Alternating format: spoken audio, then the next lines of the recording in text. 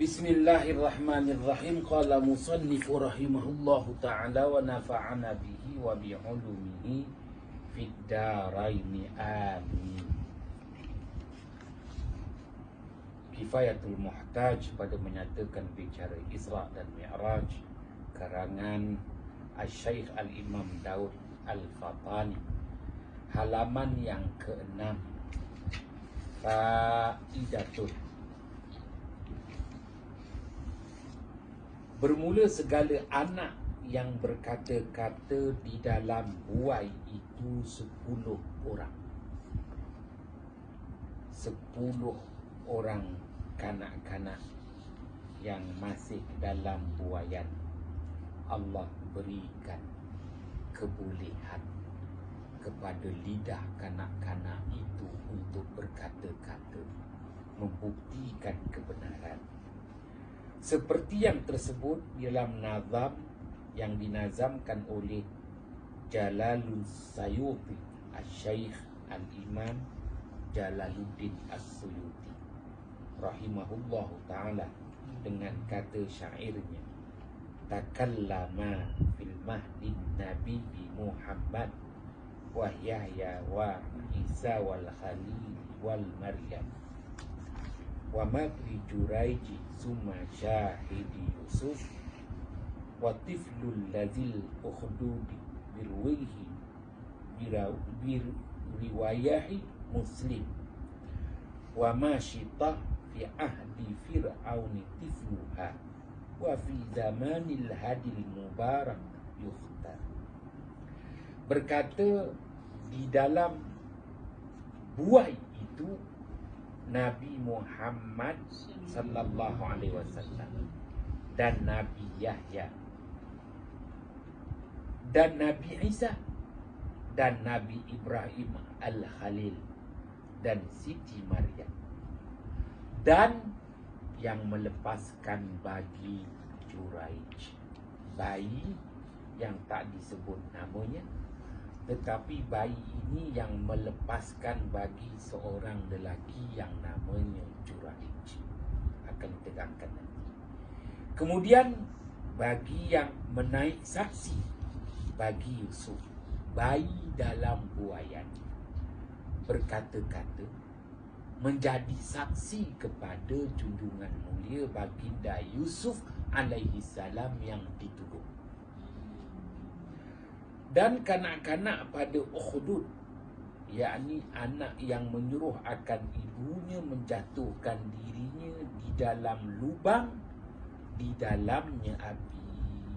Kanak-kanak dalam Ukhdud, Ukhdud tu maknanya lubang. Lubang yang dibuat parit, diletakkan api. Di dalamnya api yang sangat nyala, yang diriwayat pada kitab hadis riwayat Imam Muslim. Dan masyitah termasuklah anak bayi pada usia bayi kepada perempuan yang tugasnya, kerjanya menyisir rambut anak perempuan Fir'aun pada zaman Fir'aun. Anaknya Masyitah tu. Dan pada zaman Nabi yang hadi Muhammad sallallahu alaihi wasallam, namanya Mubarak, ada seorang lagi kanak-kanak yang nanti diceritakan kepada kita. Kanak-kanak itu apabila Rasulullah bertanya, dia menjawab segala pertanyaan Rasulullah sallallahu alaihi wasallam. Sungguh menakjubkan. Ya, baru berapa bulan usianya dapat menjawab pertanyaan baginda Muhammad sallallahu alaihi wasallam yang namanya Mubarak, yang menyempurnakan 10 orang. Cukuplah 10 orang. Baik, akan diceritakan satu persatu. Maka kisah Nabi sallallahu alaihi wasallam itu tatkala keluar daripada perut ibunya bersin ia junjungan mulia baginda Muhammad sallallahu alaihi wasallam. Bayi yang lain keluar daripada perut ibu menangis. Baginda Muhammad sallallahu alaihi wasallam keluar daripada perut ibu bersin. Kenapa bayi menangis? Ada dua riwayat. Riwayat yang pertama, sebaik saja bayi itu dilahirkan, bayi itu diganggu oleh syaitan. Menangislah bayi tersebut. Kerana syaitan berusaha nak menyesatkan sejak daripada awal kelahiran. Riwayat yang kedua ada menyatakan bahawa bayi tak ingin dilahirkan kerana bayi sudah cukup selesa berada dalam kandungan perut ibunya. Dia dah selesa dalam perut ibunya, maka dia tak nak apabila dia dilahirkan nanti hilang keselesaan. Pun begitu apabila bayi sudah dewasa, maka dia takkan hendak kembali dalam perut ibunya kerana mengetahui bahawa kehidupan di muka bumi jauh lebih selesa daripada perut ibu. Begitu juga apabila roh nak dipisahkan daripada jasad, sememangnya ialah roh pun tak nak dipisahkan daripada jasad. Kenapa? Kerana nak dipindahkan ke alam barzah. Jadi dah selesa dekat dunia. Dunia ni dah selesa. Dunia ni dah macam-macam ada. Cuma ada gangguan coronavirus saja. Dah cukup selesa hidup di dunia. Tiba-tiba nak dipisahkan pula roh daripada jasad. Siapa nak? Pun begitu apabila roh itu telah dipindahkan ke alam barzah, dan alam barzah itu sebagaimana yang Rasulullah sabdakan, babun min abwabil jannah, salah satu pintu daripada pintu-pintu syurga untuk roh orang-orang yang beriman. Sudah barang pasti roh tak hendak kembali semula ke alam dunia. Kenapa? Alam dunia, alam yang mana penuh dengan tipu hela. Apabila pergi ke alam barzah, wah, jauh lebih baik daripada kehidupan di alam syahadah, alam malak, alam pemilikan. Ya, alam yang mampu lihat, banyak yang tak mampu dimiliki. Ya, nanti pergi ke alam akhirat, itu dia. Baiklah, maka dijelaskan kepada kita baginda Muhammad sallallahu alaihi wasallam sebaik sahaja diputrakan keluar daripada perut ibunya bersin, maka ia mengucap alhamdulillah. Orang bersin, apa yang disebut? Alhamdulillah. Maka menyahut segala malaikat dengan katanya, yarhamkallah. Alhamdulillah, segala puji bagi Allah. Yarhamkallah, moga-moga Allah merahmati akan dikau.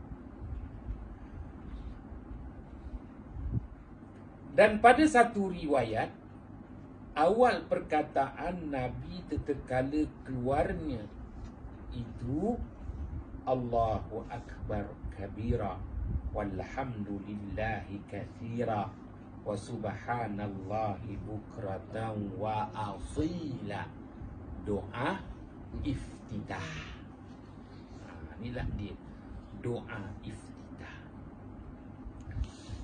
Menyatakan bahawa mulianya baginda Muhammad sallallahu alaihi wasallam dilahirkan dengan memuji Allah, dilahirkan dengan mengagungkan Allah. Itulah dia doa iftitah, doa yang membuka segala apa juga kebaikan. Dan kisah Nabi Yahya pula. Dan kisah Nabi Yahya bahawa ia menaik saksi bagi Nabi Isa padahal umurnya setahun dan sebulan, dengan katanya, asyhadu annaka abdullah wa rasuluh.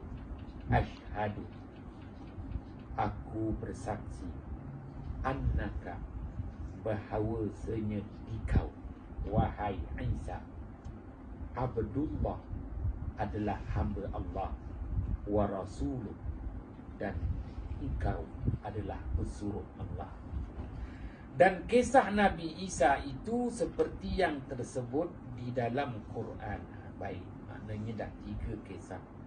Kisah junjungan mulia baginda Muhammad sallallahu alaihi wasallam, kisah baginda Yahya alaihissalam yang baru berusia setahun menjadi saksi kepada kelahiran baginda Isa alaihissalam. Nabi Isa dengan Nabi Yahya tu umurnya beza setahun lah. Beza setahun.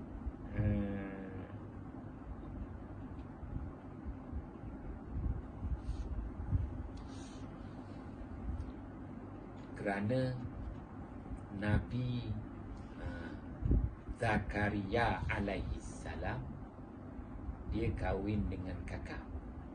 Imran, dia kahwin dengan adik. Antara Nabi Allah Zakaria alaihissalam dengan Imran tu,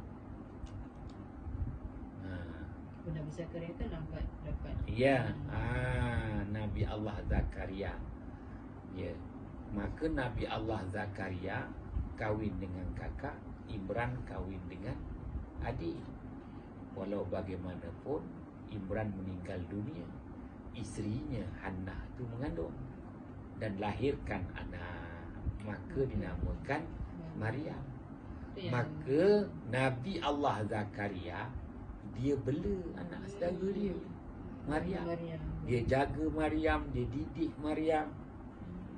Oleh kerana dia jaga anak saudara dia, dia didik anak saudara dia macam anak dia, tu yang mengandung isteri. Tu orang ambil kisah Nabi Allah Zakaria, kalau nak dapat anak, bela anak angkat. Tapi anak angkat yang ada hubungan lah. sebaiknya. Maka setahun selepas kelahiran baginda Yahya alaihissalam, lahirlah pula daripada perut Maryam junjungan mulia baginda Isa alaihissalam.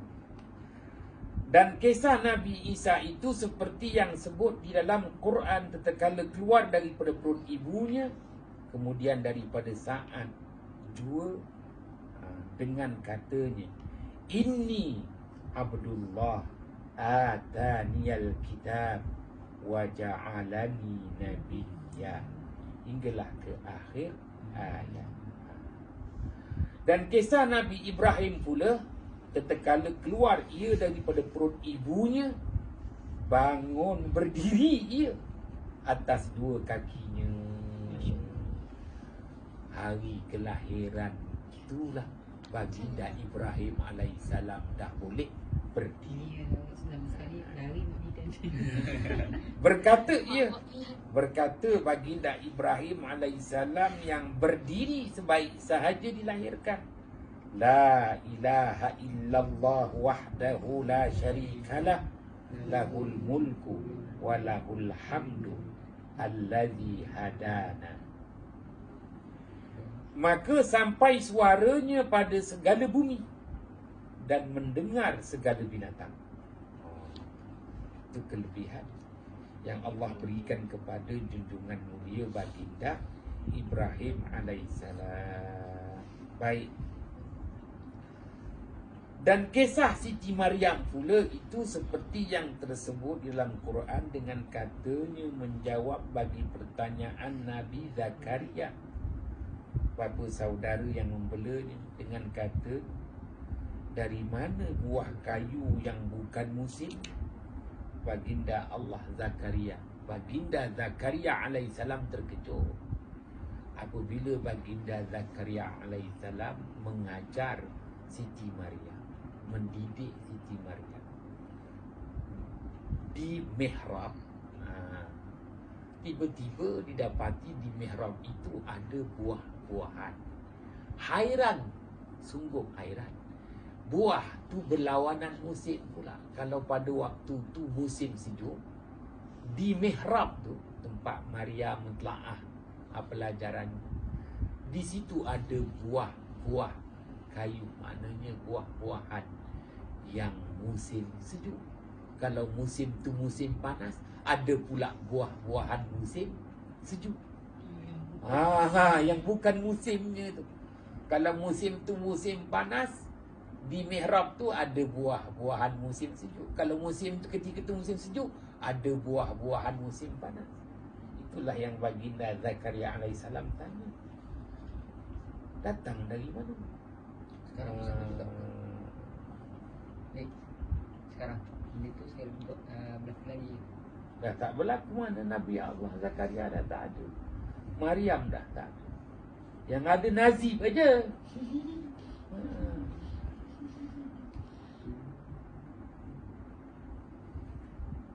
Dari mana buah kayu yang bukan musimnya? Maka jawab Siti Maryam, padahal umurnya tengah 2 tahun. Dengan katanya, huwa min indillah, sebagaimana yang Allah firmankan.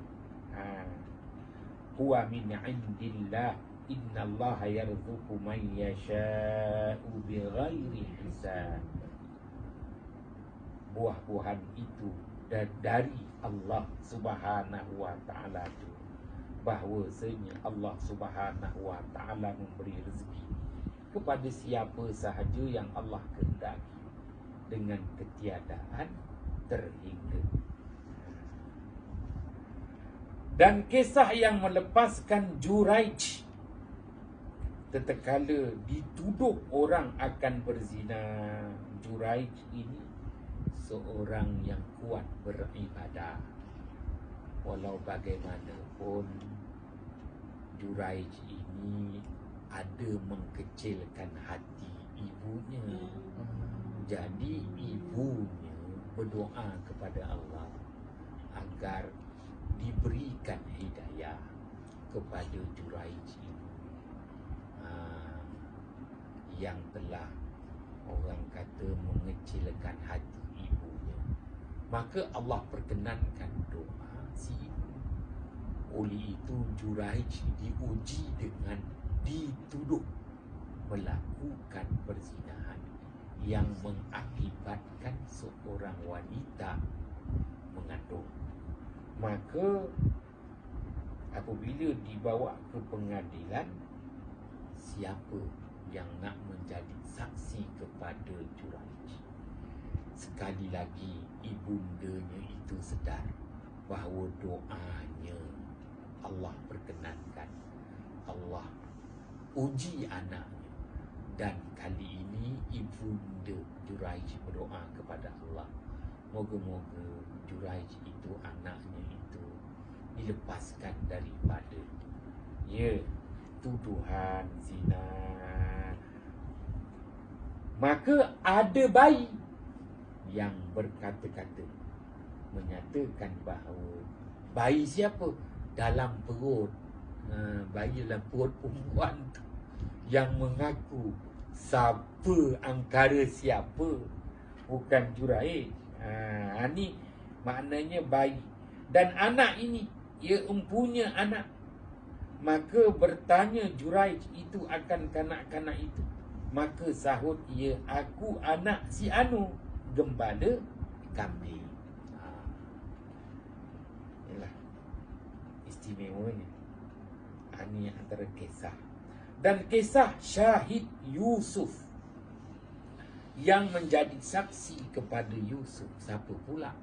Sebagaimana Juraij yang menjadi saksi kepadanya bayi dalam perut ibu.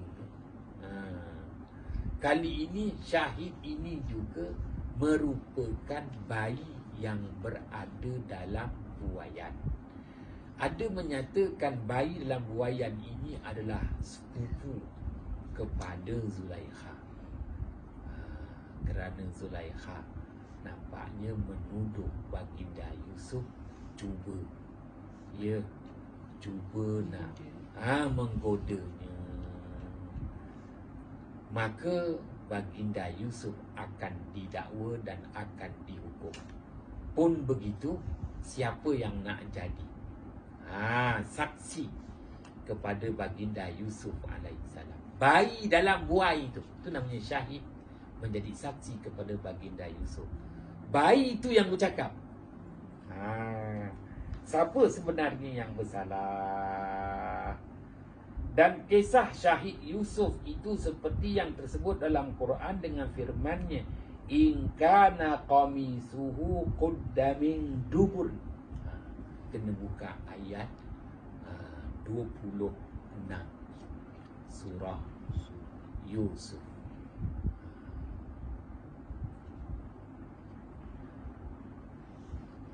Allah Subhanahu wa ta'ala berikan kebolehan lidah kepada bayi dalam buaian. Bayi itu menyebut ingkana, sekiranya qamisuhu, bajunya, qudda, koyak, min duburi, di sebelah belakang. Kena tengok baju Yusuf alaihissalam ni koyak di mana. Kalau baju baginda Yusuf itu koyak di hadapan, itu angkara baginda Yusuf. Tapi kalau baju baginda Yusuf alaihissalam itu koyak di belakang, itu angkara Zulaikha. In kana qamisuhu qudda min duburi. Maka ayat selepasnya itu menyatakan bahawa yang koyak itu adalah di bahagian belakang. Oleh itu baginda Yusuf alaihissalam tak bersalah. Bayangkan bayi yang beritahu, maka malulah raja ketika itu, iaitu Aziz. Aziz tu bahasa Arab, bahasa Melayunya raja Mesir ketika itu. Maka dia tahu sebenarnya yang menggoda adalah isterinya, bukan baginda Yusuf alaihissalam. Hinggalah ke akhir ayat. Dan kisah Tiflun Ukhdud, kanak-kanak yang berkata-kata ketika berada di lubang yang letakkan api. Lubang api ni diparit, dibuat parit. Ni yang anak Rashida. bukan. Ni bukan. Dan kisah Tiflun, kanak-kanak Ukhdud.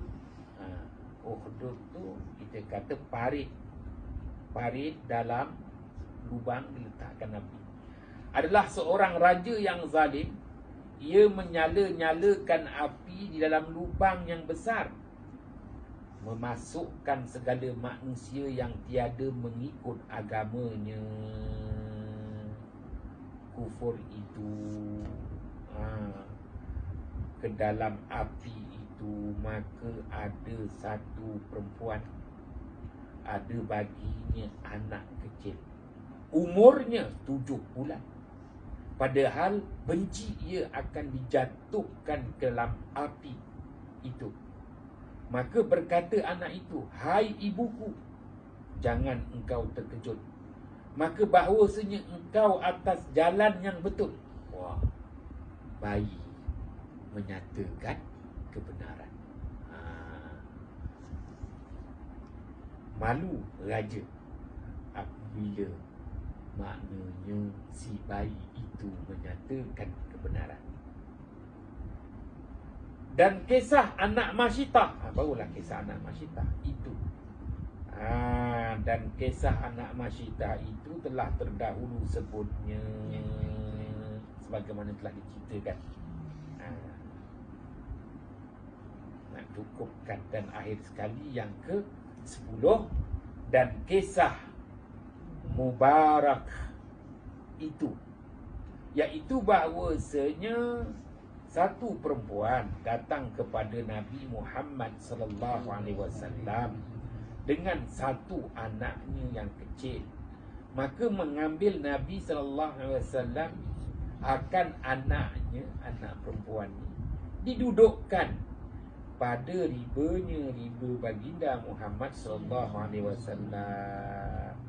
Maka bersabda Nabi sallallahu alaihi wasallam dengan sabdanya, "Hai ghulam, hai kanak-kanak, siapa aku ini?" Maka sembah ghulam kanak-kanak itu dengan katanya, "Engkaulah Rasulullah yang sebenarnya." Maka dapat kemenangan bagi mereka yang mengikut akan dikau, dan binasa bagi mereka yang menyalahi akan dikau. Maka dinamakan dia, Rasulullah namakan anak itu Mubarak Yamamah. Wallahu a'lam bis-saddad. Moga-moga Allah Subhanahu wa taala memberikan kebaikan. Ya. Ini semua kita sebut dalam istilah, maknanya perkara yang mencarikan adat. Bagi Nabi Rasul-Rasul diberikan mukjizat, perkara yang mencarikan adat, yang menyalahi adat. Bagi Nabi dan Rasul itu merupakan mukjizat. Bagi waliullah diberikan karamat. Bagi orang awam diberikan ma'unah, pertolongan yang Allah datangkan serta pertolongan. Baiklah, selesai membicarakan tentang maknanya antara perkara-perkara yang Rasulullah sallallahu alaihi wasallam lihat yang menakutkan, yang menggembirakan, termasuklah bauan wangian daripada Masyitah, anaknya dan keluarganya. Maksudnya cerita tentang kanak-kanak ni lanjutan daripada kisah Masyitah. Ya. Baru nak balik semula. Maka sentiasa berjalan Nabi dan Jibril hingga datang atas beberapa kaum yang memecahkan kepala mereka itu. Wah, maknanya setelah Rasulullah melihat perkara yang menakutkan, perkara yang menggembirakan, menghidu haruman, kali ini Rasulullah lihat pula perkara yang lebih mengerikan. Ya, beberapa kaum yang memecahkan kepala mereka itu, tiap-tiap dipecahnya, maka kembali pula seperti dahulu kalanya. Terkejut Rasulullah melihat orang yang menyeksa dirinya sendiri. Dia pecahkan kepala dia, menjerit kesakitan. Ya, kemudian kepalanya kulit sedia kala, dan dia seksakan lagi diri dia, berulang-ulang menyeksakan dirinya.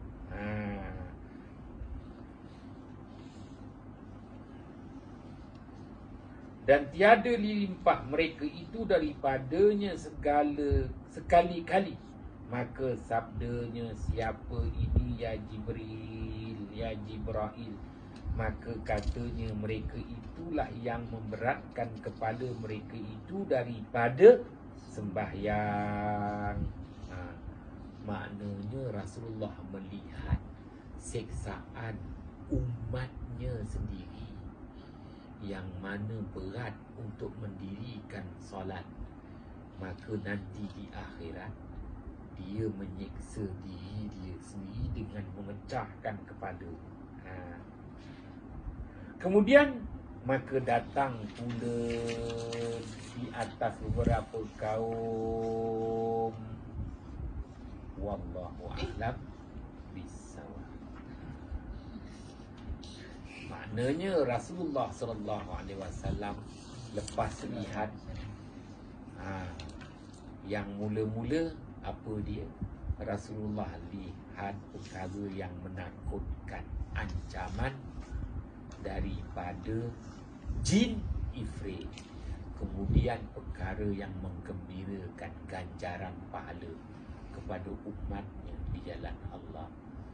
Terhidu haruman keluarga Masyitah. Barulah Rasulullah tengok siksaan umatnya yang berat untuk mendirikan solat. Baru yang keempat.